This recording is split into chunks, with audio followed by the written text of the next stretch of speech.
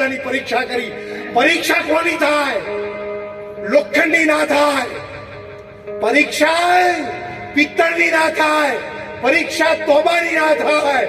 પરીક્ષા સોનાની થાય.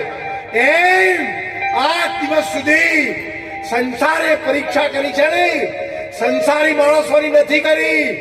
જે માણસો ભક્તિના માર્ગે આગળ વધ્યા છે ને એમની જ પરીક્ષા કરી છે. કોની પરીક્ષા કરી? હરણાકશને પ્રહલાદજીની. એ નારાયણનું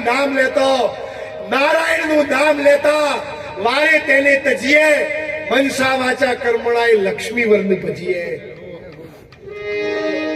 એ કુળને તજીએ, કુટુંબને તજીએ માને બાપ, ભગીની સુત તારા તજીએ, જેમ પહોંચડી તજે સાપ.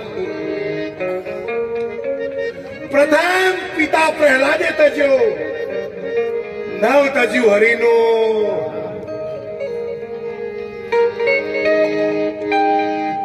ઋષિ પત્નીએ શ્રી હરિ કાજે તજિયા નિજ પ્રધાર, તે માટે કોઈ દોષ ન લાગ્યો પામી પદાર્થ ચાર. અને જ પ્રહલાદની જ્યારે હિરણાકશને બાળી નાખવા માટે અર્જુન વાઘ પાપણની રક્ષા કર, ગાય વાછડાની રક્ષા કર, માયના દીકરાની રક્ષા કર, એમ મારા સંતોની હું રક્ષા કરું છું.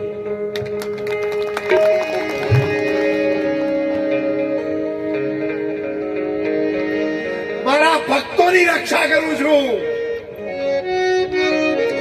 એક જ હનુમાનજી મહારાજે આખી લંકાને બાળી ભસ્મ કરી હતી. ક્યાં ગયા તો રાવણનો 33 કરોડ દેવતાઓ,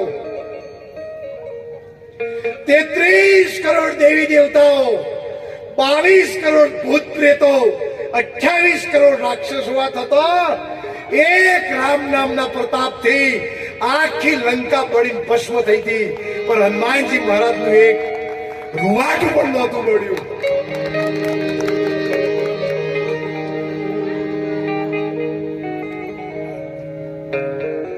વિભીષણનું ઘર પણ નહોતું મળ્યું. અને ત્યારે એક ભજન હોય છે,